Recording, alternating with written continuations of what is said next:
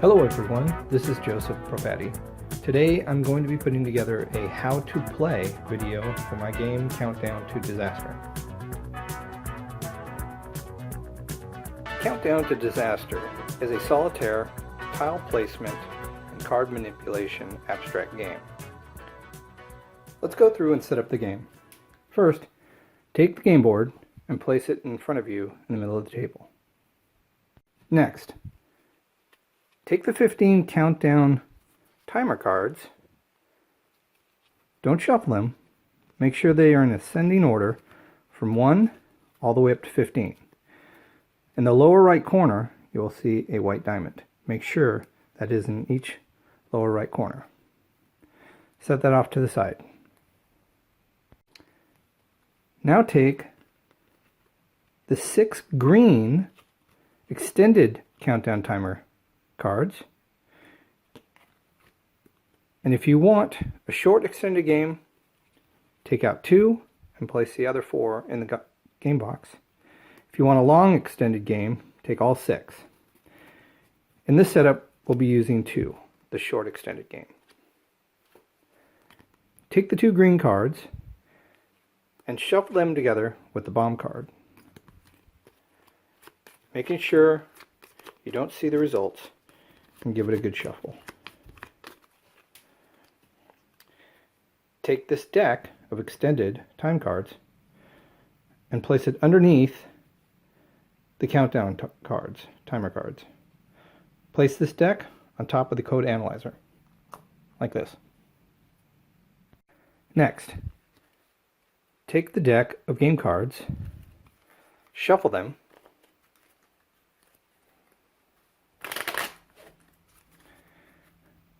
deal out a hand of 8 cards.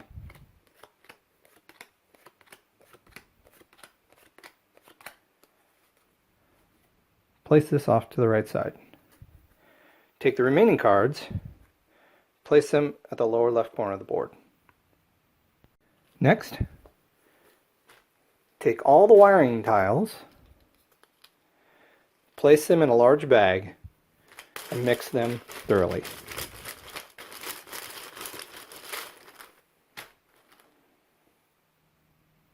Now we need to create the bomb wiring layout. To do this, take out 16 tiles, place them in a stack, 16 high, with the black side facing up. Once you have the stack, take the top tile, flip it over, and place it in the 4x4 grid at the top left corner. Continue this process without rotating or shifting the image on the tile.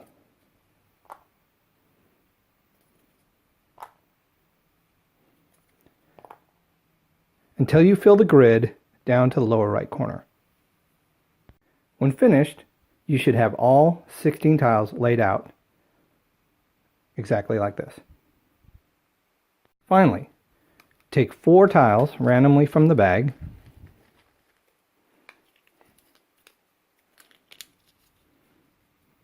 place them in a stack,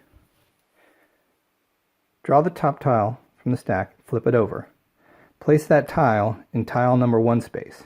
Continue doing this, tile number 2, tile number 3, until you fill up all 4 spaces. Do not rotate or change the orientation of the image as it is flipped and placed. The game is now ready to play. In Countdown to Disaster, you are a military demolitions expert. You've been assigned to disarm a bomb that was set up in front of the embassy. In the game, you will have 15 turns, which in this case are represented by minutes on your countdown timer. Each turn, you will use your cards in your hand as actions to help you manipulate the wires that are attached from your code analyzer to the bomb timer. First, let's talk about the vertical swap cards. In the game, you will have 3 different types of vertical swap cards. They will be labeled 1, 2, and 3. The function of these cards is to allow you to swap wiring tiles on the vertical plane. With a vertical swap with a 3, it allows you to swap the tiles that have 2 spaces in between. So in this case, you could swap this tile for this tile on the vertical plane. When swapping tiles, do not rotate or change the orientation of the image when it is set. It must be in the same original position when you picked it up. After the card is used, it is discarded into the discard pile. With the horizontal swap cards, again, you have 3 cards, 1, 2, and 3. The way these cards are used, they allow you to swap the tiles on the wiring tiles in the horizontal plane. Again, with the 1, 2, and 3, it's a distance between the 2 tiles. So with a 1, it allows you to swap 2 adjacent tiles in the horizontal plane anywhere on the grid. With the 3, you can swap this tile with 2 tiles separating them with this tile. So it would be similar to this. Once the card is used and that action is taken, the card is discarded. The tile replacement card. This action allows you to take a tile from the lower section out of tile 1, 2, 3, or 4 and replace it with a wiring tile that's within the 4x4 grid. So in this example, we could take this tile on tile number 3, swap it with this tile, making sure you keep the same orientation, do not rotate or change that image as you place it. Set this tile aside, take a tile randomly from the bag, shift the tiles from left to right, and place the new tile in tile space number 4. Take this old tile and discard it into the bag. Once this action's been used, this card will be discarded. Finally, we have the rotate tile action. When this card is played, it allows you to take any one tile within the 4x4 grid and rotate it. For example, you could take this tile and rotate it 90 degrees. We have one final action we can perform during our turn. That action is called sacrifice. The way sacrifice works is you take 2 cards from your hand, sacrifice them, and this allows you to take the tile from tile number 1 and swap it out with any of the tiles in the 4x4 grid, making sure you do not change its orientation or rotate the tile as you place it. The tile that's removed is discarded. So for example, if you wanted tile number 4, you would need all 8 cards from your hand, sacrifice them, take the tile, decide where you want to place it, set this tile aside, draw a new tile, place it, and then discard this tile.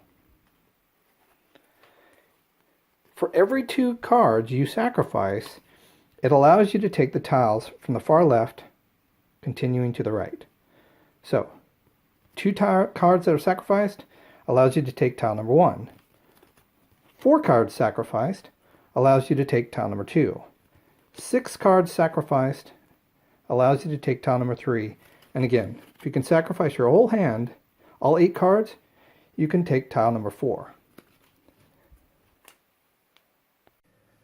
Another function of the game board that needs to be explained are the jumper wires. You'll find 4 of these jumper wires on the edge of the board. The way these jumper wires work is a wire can extend off the grid, but it must maintain the same color as it continues on. So in this case, if you had an action that would allow you to swap tiles, you could do this, and this would now allow the yellow wire to maintain its path through the jumper and on to the grid. The game turn ends when you can no longer perform any of their actions because you have no cards left in your hand, or you've decided you don't feel like taking any of their actions no matter what cards you have in your hand. When the turn is over, you can either discard the remaining cards in your hand into the discard pile or keep what you have for the next turn. To start the next turn, you'll take the top card from the Countdown Timer deck and place it in the game box. You'll see how many cards you have left in your hand, and you will deal up to a total of 8 cards.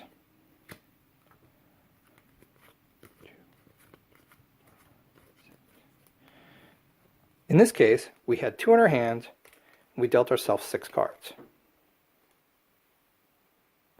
We are now ready to perform our actions for the next turn. If you get to the last Countdown Timer card, and the next card on the extended time is a green card, this gives you a reprieve. You have a little bit more time and another turn to solve the bomb's timer. Each time a new turn starts and you still have a green Countdown Timer card, the extended timer, you still have 1 turn left until you reach the bomb. And if you do not have your wires connected from your code analyzer down to your bomb timer, you lose the game. Finally, let's cover the full sequence of a game turn. A game turn starts by taking the top card from the Countdown Timer deck and discarding it. Next, based on the number of cards you have remaining in your hand, deal yourself a number of cards to bring that hand up to 8. In this case, you have 3, so deal yourself 5 cards. If you run out of cards in the deck, just mix in the discard pile, shuffle, and continue dealing. Now you can take the actions in the turn. You can take the actions based on the cards in your hand, or sacrifice cards from your hand to move the tiles from the bottom row into the grid. When you've either run out of cards from your hand, or you've decided not to take any more actions, you will end your turn and go through the discard. In your hand, you can either keep everything in your hand for the next turn, or discard any number of cards up to your entire hand, and that will end the turn. You'll now be ready to start another turn. To win the game, you must successfully connect all 4 wires from your code analyzer through down to the timer of the bomb. That means the red, the yellow, blue, and green wire must have completed paths from the code analyzer, and in this case, the red wire path, the yellow wire path,